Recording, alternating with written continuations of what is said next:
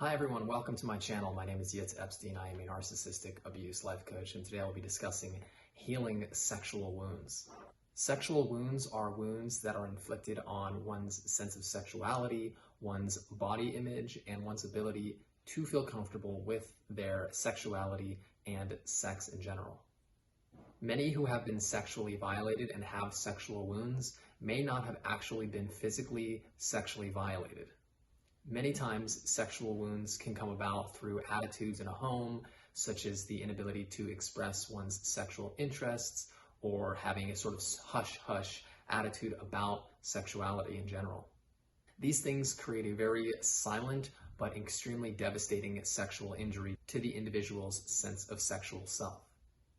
I'm going to quote from an author of the book, The Erotic Mind. The author is Jack Morin, PhD. He says as follows: "The most serious damage is often inflicted with or without conscious intention upon the young.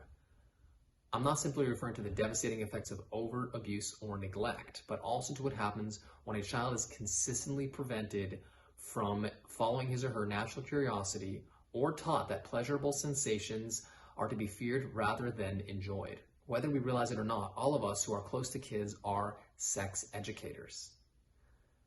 A responsibility that involves so much more than disseminating facts. What matters most are the everyday messages we give our kids about their worth, their value of their bodies, and the importance of their sexuality. These messages are communicated most powerfully through touch and direct observation.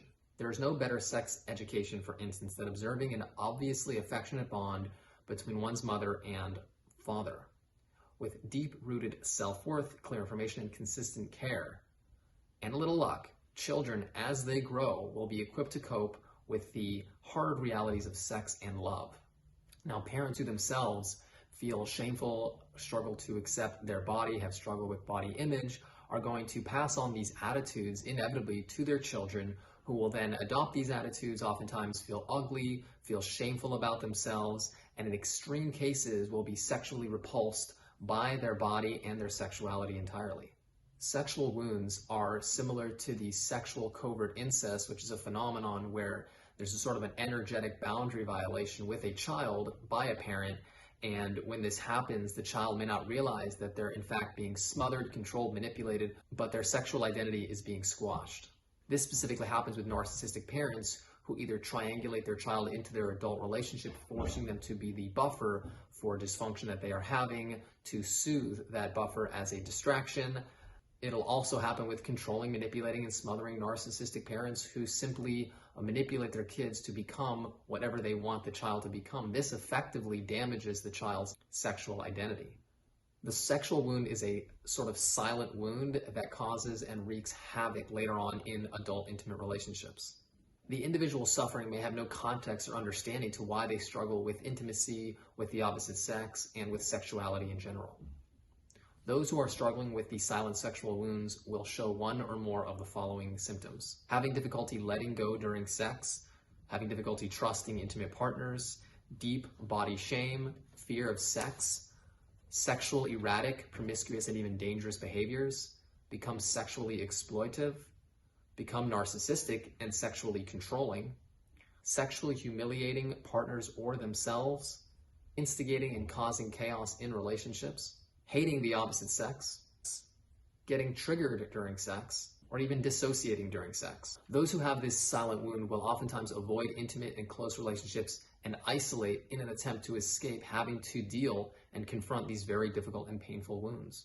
I would argue that because of society's inability to feel comfortable discussing topics such as sexuality, there is a ton of sexual wounding, which at the core of the family unit is our sexuality. And therefore, family units are suffering and struggling and oftentimes corrupted because of this very dynamic. Because the society we live in makes it very difficult to get healthy sexual education, awareness, and role models, people's education is primarily from magazines, from movies, from pop culture, which all largely distort and even actually corrupt sexuality and the ideas of sex. Healing one's sexual wounds is a journey that is very difficult but very doable, and could be done in the safe space with a therapist, a friend, or a loved one who allows you to express your feelings non-judgmentally and ultimately face your own sexuality and your wounds to explore the damage done.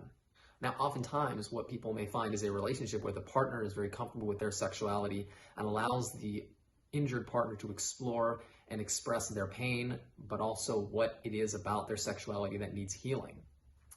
A disclaimer when this happens, though: if a partner is sexually injured, when they are touched, when they are intimate, when they are sexual, ultimately these wounds can come to the surface, which will oftentimes create sort of a rage or even combative behavior or even abuse. So those who are engaged in a relationship with somebody who is sexually injured, those who are sexually injured and want to engage in a relationship, need to be very mindful of the strong triggers and reactions that will happen when engaging sexually.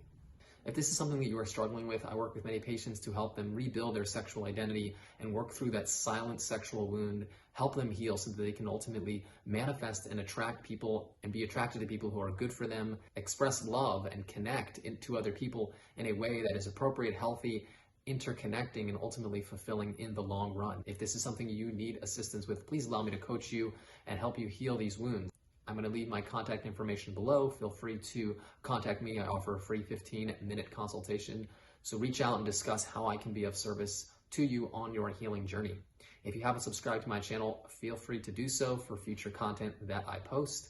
Feel free to like and share this video with anyone who would benefit from it. Thank you so much for watching, and until next time, all the best.